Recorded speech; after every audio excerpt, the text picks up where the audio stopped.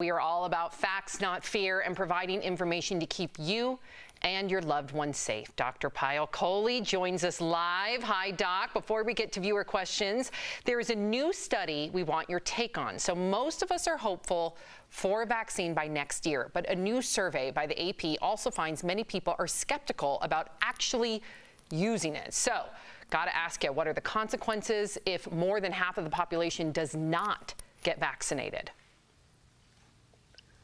So, Sam, certainly there are individual consequences because those people that don't get vaccinated would be unprotected and be at risk. But there's actually also consequences of your decision to not get vaccinated that affect the rest of the community. So we've been talking about herd immunity.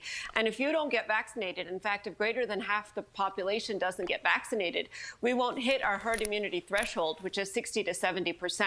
So that could actually have consequences on the rest of society. So let's spend a minute talking about why some people are saying that they wouldn't get vaccinated and talk about some of the fears and try to dispel those. So 70% of people said they're worried about the safety of the vaccine because it's being developed so quickly. And I get that, but that's the whole point of the clinical trials. That's really the checkpoint that we have in place to make sure that we try to pick up on safety signals. And we have to remember everything in life is about risk benefit, leaving our house, driving in a car, flying in a plane. So, you know, yes, there is a little bit of a risk to getting a vaccine, but I think the benefit outweighs the risk. 40% of people think they can actually get the infection from the vaccine. And this one is definitely not true because most of the vaccines out there are inactivated, so they can't make you sick. And 30% of people say they don't need to worry about COVID. And as we've talked about before, it can affect all the way from kids to elderly people. So everybody needs to worry about COVID. Well, Dr. Kohli, we want to get to one viewer question for you because Tricia says, I keep hearing about a second spike. Can we avoid this? And what will that look like if it happens?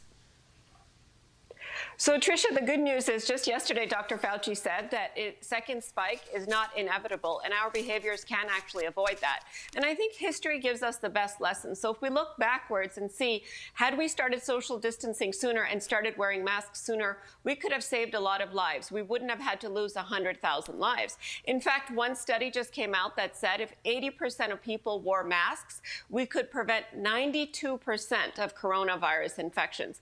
So, you know, the moral of the story is that our behavior can influence that spike if it were to happen. We can certainly, you know, flatten the curve again, just like we did before. Now, there are factors out of our control, like the weather. So if it comes back in the fall, we'll have to be mindful of things like, you know, the flu coming at the same time and the weather getting colder and the virus spreading faster. But if we keep social distancing and wearing those masks, there's a good possibility we won't have that spike again. Hopefully. Good to know.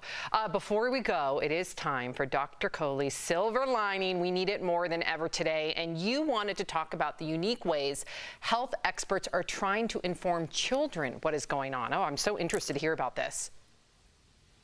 Yeah, this is a really good one, you guys. So the WHO has partnered with the Minions, believe it or not, to create a public service announcement that actually educates not just children, but adults as well about the importance of social distancing, the importance of staying active while we're staying at home and socially distancing, the importance of being creative, and then finally, this is my favorite one, the importance of being kind to one another during this time. And I think this is really important for a number of reasons. One is that, you know, it's the first time that social distancing has made it into pop culture. So to me, that sends a message that we're starting to embrace it and think about it as a way of life. And it's a good thing because it actually prevents other respiratory infections too. And then the second, of course, is that it's teaching our children why we're doing what we're doing, helping them to understand the importance of all this. I love that. That is a wonderful silver lining. Thank you for sharing that with us. Thank you, Doc. And you will be back tomorrow. So if you have a question about coronavirus you want answered by Dr. Kohli, write us on social media. You can also email info@dailyblastlive.com. No panic, just prevention and precautions.